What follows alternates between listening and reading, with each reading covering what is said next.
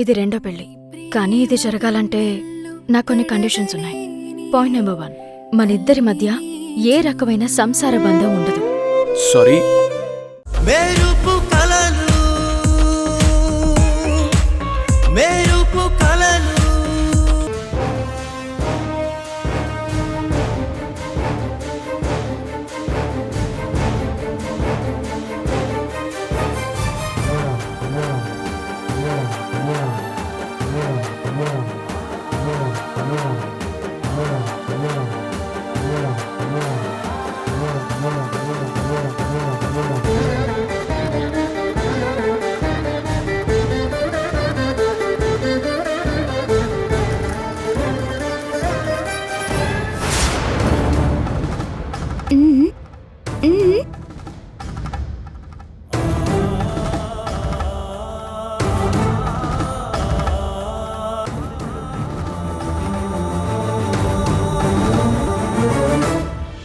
సంగీత, నువ్వు ఇలాంటి అనవసరమైన విషయాలు పట్టించుకోకు. ఫస్ట్ హాయిగా రెస్ట్ తీసుకో, మనం తర్వాత మాట్లాడుకుందాం.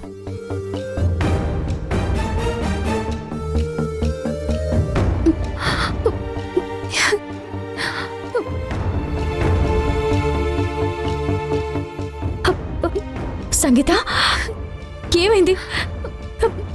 ఎందుకే కన్నీళ్ళు?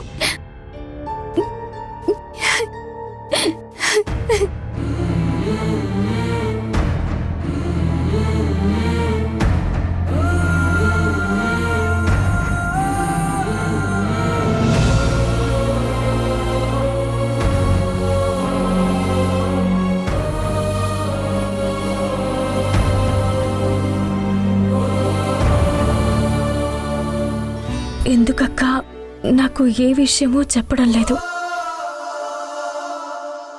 నేను మీకు చెప్పకుండా పెళ్లి చేసుకున్నానని కోపమా?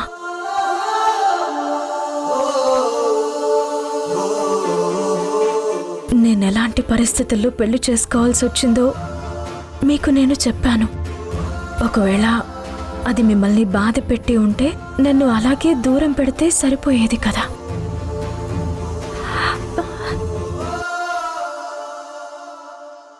ఇప్పుడు మళ్ళీ మీ దగ్గరికి తీసుకొచ్చుకుని నాకు మాత్రం ఏదీ చెప్పడం లేదు.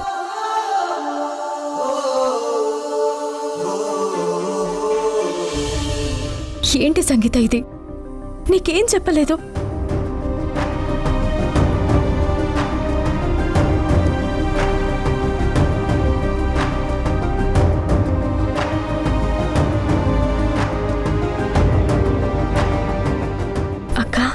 నిన్ను చూసిన మొదటి రోజే నీ మెడలో తాళిబొట్టు చూశాను.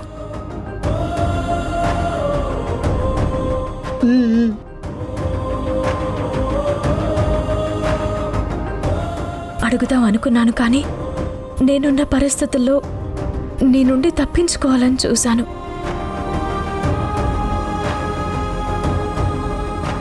నీకు కనిపించాక నా గొడవతోనే సరిపోయింది. నేను చావు బతుకుల్లో ఉంటే కనీసం నన్ను చూడ్డానికి అత్తయ్య వాళ్ళు రాలేదు.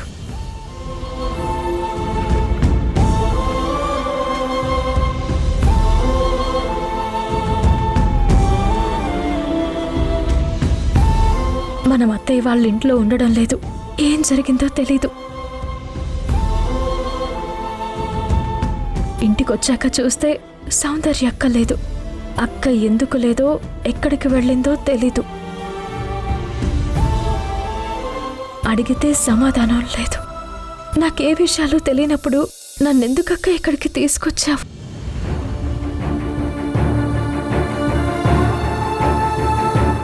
చూడు సంగీత, నీకు తెలియకూడదని కాదు.